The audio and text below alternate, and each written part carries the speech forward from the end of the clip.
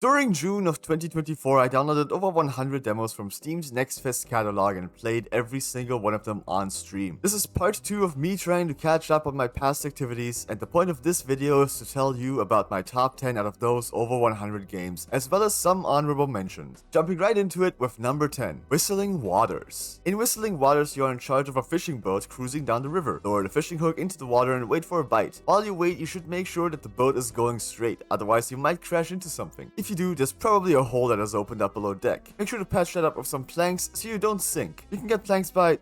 hold on, there's a fish on the hook. When you hear and see the water near the hook splashing to ridiculous heights, that means you've caught a fish. Reel it in and admire your catch. Ah, a beautiful paper fish. And it's a pretty large specimen too. I hear they're nearly extinct. Into the barrel it goes. Every fish you catch and deposit into the barrel gets you a bit more money, so make sure to catch as many fish as possible to reach your quota. Wait, let's go back to the planks. I got interrupted by the fish. There's planks just floating along in the river, so use the hook provided on the other side of the boat to gather more of them. You can leave them in the box below deck. It's a good idea to stock up early so you're not rushing up and down the stairs constantly. Another way to get planks is to buy them from the shop. Planks aren't the only thing that's sold down there. You can also buy bait as well as additional fishing hooks. At the end of the day, your boss will evaluate your haul. If you hit your quota, you get to keep playing, and if you didn't, it's back to day 1 for you. This game is really simple, but I enjoyed it a lot. I think the art style that's reminiscent of Steamboat Willie is very cute, and the gameplay loop is really fun, even if it is incredibly repetitive, but sometimes that's exactly what you need. I did get stuck between days and had to force close the game, but I still had a really good time with it, and I can't wait to play it again. Go check out Whistling Waters.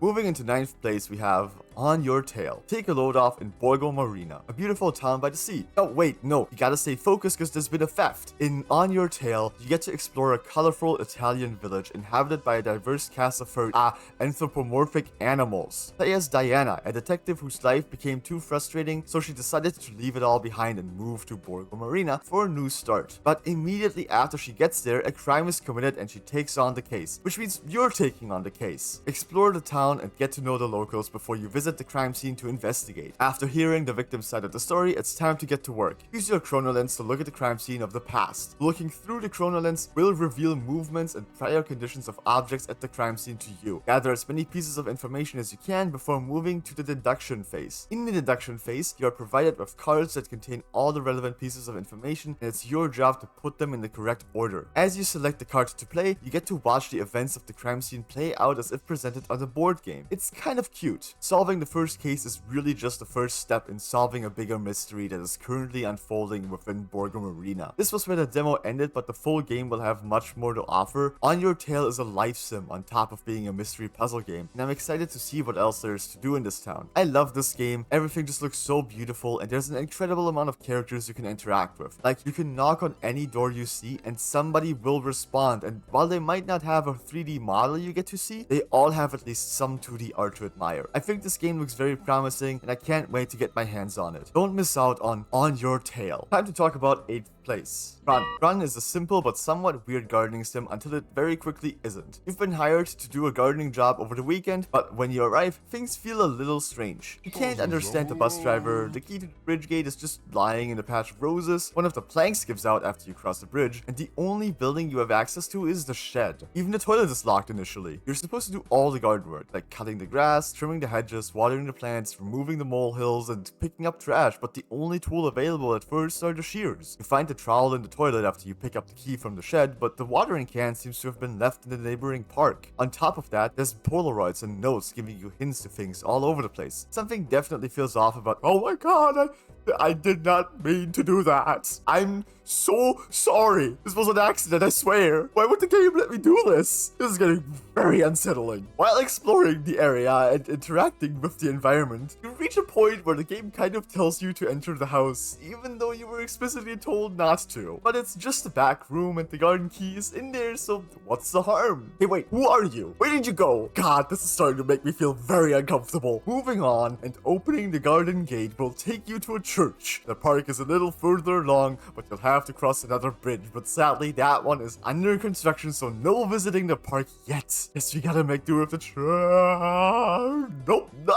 Don't wanna. Okay, for real now though, this game is incredible. It's very cute and incredibly unsettling at the same time, and the visual style only adds to that. It's really so well done. The gameplay is simple and fun, and although it's definitely a bit of a horror game, it doesn't shy away from being a little goofy at times. There's so many more secrets this game has to offer, and I can't wait to try my best to find them all once I play the full game. Go play Grun. Let's talk about 7th place. Dim Haven Enigmas. Okay, I'm gonna be very honest and mention up front that I was being an idiot for most of this demo, but that doesn't mean I didn't enjoy it. I mean, obviously, it's in my top 10. Anyway, Dim Haven is an island in the middle of nowhere. What was once a bustling tourist paradise is now a completely abandoned ghost town. The reason we're here is to look for our uncle who went missing, and it seems all signs are pointing to Dim Haven. After missing the mark and crash landing into a net, we get our passport stolen by a bird, so now we have to engineer our way through a one-button survey before we get to explore more of this island's entry point. There's multiple locked and empty buildings out here, and it's safe to assume that there will be more of them further inland. But to make it inland, we gotta solve a bunch of puzzles first. When I played it, it took me a while to figure out where to start, but once I got past that, it was puzzle after puzzle after puzzle. There's so many of them, and they were all very different. Dim Haven really does a lot to keep you on your toes. Along the way, you get to take photos of things that might be of interest. There's actually a bit of a photography treasure hunt in this game as well, so keep an eye out for anything interesting or out of the ordinary. There's really not much else to say. I don't want to give away too much about the puzzles, but this game really caught my eye. It features beautiful retro-ish visuals, kind of like the way you might think you remember PS1 graphics looked like, so better than they actually were. I think you can see what I mean. I'm extremely excited to explore the island of Dim Haven in the future. If a dark mystery puzzle game interests you, then definitely check out Dim Haven Enigmas. We're approaching our halfway point in 6th place with After Love EP. Aspiring musician Rama meets up with his girlfriend Sinta before his band's show. She hands him an envelope to open once their EP is done. As motivation, they head to the venue and meet the rest of the band, Adi and Tasha, backstage. Sinta doesn't seem to be doing too well, but she lets the band know she'll be fine and that they shouldn't worry about her and just focus on their performance instead. The band does just that, and after a successful show, the 3 band members go out for a drink to celebrate. The next morning, Rama wakes up slightly hungover, but with a new idea for a song. But while he's playing his guitar, he misses several calls from Sinta's phone. This is how we learn that Sinta was seriously ill, and during the night, her condition worsened until she passed away early in the morning. Now, a bit over a year later, Rama is still struggling with losing Sinta, and the strangest part is that he can still hear her voice. Whether Sinta's voice is really her or just a figment of Rama's imagination is a mystery we'll have to solve by playing the game. This is also the only voice we are able to hear. Apart from Sinta's ghost, none of the characters are voiced, which is a really interesting touch. After Love EP is a story about dealing with loss, mending broken relationships, and working towards your future. Rama is finally trying to get the band back together, but when they meet up to practice for the first time in over a year, Rama finds out that Tasha and Adit had started practicing without him, and he's not happy about that. Additionally, after Rama's message, Tasha had already gotten them a gig about a month away, and because Tasha also had been scouted by another band, she gives Rama an ultimatum: get their shit together and perfect their set in less than a month, or she leaves and pursues her dreams of being a musician with another band. While talking to his old friends, Rama mostly pays attention to Sinta's voice in his head, instead of the people in front of him, often leading to awkward or inappropriate responses. It is very clear he's far from having moved on. I really enjoyed what I played, and I'm very excited to see how the story and the characters develop. The art is very charming, the music is great, and the rhythm game sections are really fun. If this sounds like an interesting game to you, then keep an eye on After Love EP.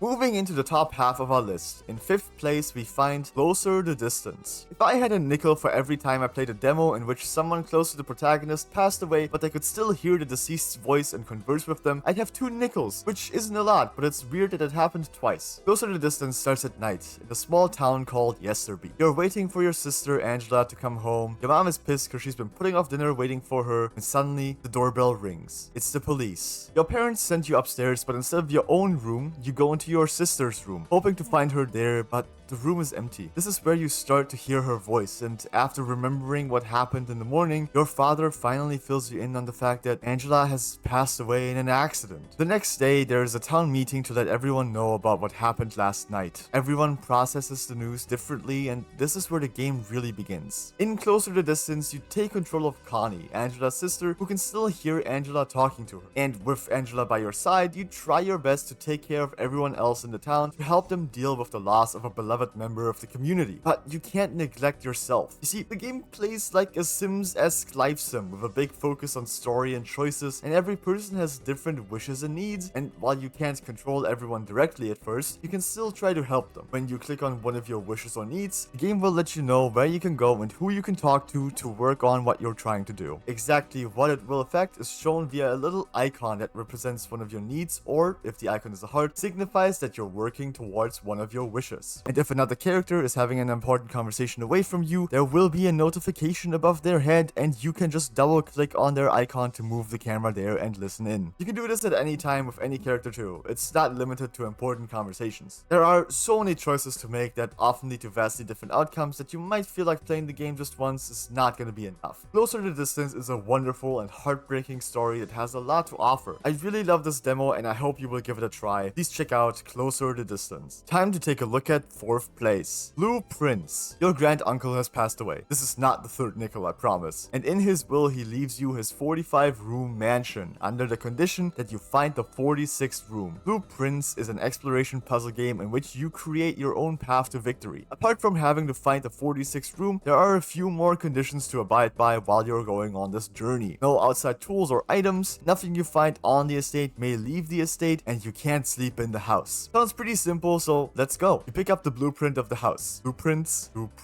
Get it? Anyway, you pick it up and start moving. This blueprint will function as your map. It's pretty empty at first, only showing the entrance hall and the antechamber. This is your goal. But over time, the empty cells will be replaced by unique new rooms to explore. How does that happen? I'm glad you asked. Approach a closed door and you will be presented with 3 different rooms to choose from. They are all unique and have different layouts, contents, or effects. Try to think about where you're trying to go, and if you're ever unsure of how a certain room's layout would affect the path you've been constructing, you can always check your current progress while selecting a room, which will also show you how the next room will connect to the current room. Along the way, you might come across puzzles and items like gold coins, gems, or keys. Gold coins can be useful in case you need to pay for something in the future, like the chapel, which will take 1 gold coin away from you every time you pass through it. Gems will allow you to draft special rooms like the observatory or the nursery, and keys can open locked doors or chests. The deeper you get into the mansion, the higher the likelihood of a locked door, so try to keep a key or 2 on hand. Chests might just spawn anywhere, but they're kind of rare. But when you find one and decide to open it, you might find some more items or even tools. Tools have special effects. They can help you on your journey through various means, like letting you encounter more north-facing rooms or leading you towards a hidden treasure in a specific cell. Don't get too comfortable though, because there is a limit to how much you can explore. Every day you start with 50 steps, and every time you change rooms, you lose a step. There are ways to regain steps, like entering certain rooms or eating something. The rooms themselves might also fall into certain categories. If a room is blue, that's one of the regular rooms. They have differing layouts and diverse effects. There's a lot of them. The pinkish rooms are bedrooms. They often have to do with regaining steps. The orange rooms are hallways. They are very simple and often don't have any additional effects, the corridor being the outlier here, but they are great for just taking another easy step towards your goal. Green rooms are, well, green rooms. Almost all of them cost gems, but they are extremely helpful as they frequently have tools or items inside. The yellow rooms are shops. Here you might be able to spend money to get yourself some food or items depending on which room you've drawn. Though, just like the green rooms, they require gems. And lastly, the red rooms are the red rooms. They're pretty bad. They usually come with a negative effect, like the chapel taking some of your money or the dark room taking away your ability to see your 3 options when drafting a new room. There's a lot to uncover in this game. There are secrets and puzzles all over the place. I was so enthralled by this game that I kept playing the demo way after Next Fest had finished. It was so incredibly fun and interesting. I cannot wait for the official release, and I'm letting you know that you should not sleep on blueprints. Alright, before we move into the top 3, I'm gonna talk about a couple of honorable mentions. These are some more games I really enjoyed but didn't quite make it into the top 10. This segment's gonna be rapid fire, so pay attention. In no particular order, here we go. Caravan Sandwich is a simple adventure game without combat, death, or timers. It's just you, your van, and the vast open world. A diverse cast of characters and large climbable structures make it very clear that this game is all about exploration. Wild Bastards is a roguelike strategy shooter where you plan your path on various planets to gather loot and engage in thrilling first-person gunfights, all in the name of getting the gang back together. Land, Air, Water Transporter is a funny little arcade transporter racing game in which you drive various vehicles to deliver goods and passengers to numerous destinations on an island. It's very cute. The Explorator is an FPS with a unique style. Explore breathtaking 3D environments and take on charming but deadly 2D foes, all while trying to solve the mystery of Atlantis, which is believed to be buried below this very island you are on. Dungeons of Hinterberg is a magical adventure game about exploring a variety of unique dungeons and using the one-of-a-kind abilities that each dungeon provides to you to solve puzzles, traverse the environment, and beat enemies in combat. I Just Want to Be Single is a hilarious anti-dating sim full of fascinating and adorable girls who you are trying to befriend before the end of the school year. Yes, befriend. As the title implies, you are not trying to date anyone here. Parcel Core is a fun open-world biking game in which you deliver packages across long distances as quickly as possible by finding shortcuts while jumping, grinding, and tricking to impress your livestream audience. Shim is an exploration platformer where the platforms are shadows and so are you. Jump from shadow to shadow, explore the environment, and find the correct route to make it back to the human who has lost his shadow, which is you. The Quiet Things is an autobiographical narrative game based on the real diary entries of a teenager. This is a serious story, exploring mental health issues, childhood abuse, and trauma from the perspective of a young girl named Alice. Uncle Chop's Rocket Shop is a roguelite spaceship repair simulator in which you have to consult your manual to figure out how to repair different parts of broken spaceships that get more and more complex the longer you play. Again, I'm sorry I can't talk about these games in more detail because if I did, this would be a top 20 list and the video would end up being way too long, but I promise they are all worth checking out. Let's get back on track and finally check out the top 3 games, starting with third place. The Devil is in the Details. This game was not even on my radar when I initially created my list. I only ended up playing it because HideWorks, the developers, reached out to me on Twitter, and I'm honestly so glad they did because even though I'm not a huge fan of horror games, this game turned out to be right up my alley. The Devil is in the Details is a kind of memory game where during the first phase of the game, you get to roam around the spooky house to examine cursed objects and memorize their appearance before the second phase starts, in which you have to identify which of the cursed objects have changed and mark them by placing a talisman on them. The number of talismans available to you will always be equal to the number of changed cursed objects, and you can see how many you have left in the bottom left corner. Well, you can't see it in my VOD because it's covered up by my old PNG, but it's there. Look, here's a screenshot from the Steam page. It's right down there. Anyway, both of the phases are timed, so don't take too much time, but also be careful and don't rush because there's bear traps just lying around. Stepping into them will reduce the timer. Throughout the whole thing, there's this puppet guy who calls himself the Arbiter, who lets you know what's up and also evaluates your decisions once phase 2 has concluded by having either a red or green light appear behind him after building up a bit of suspense. Side note, I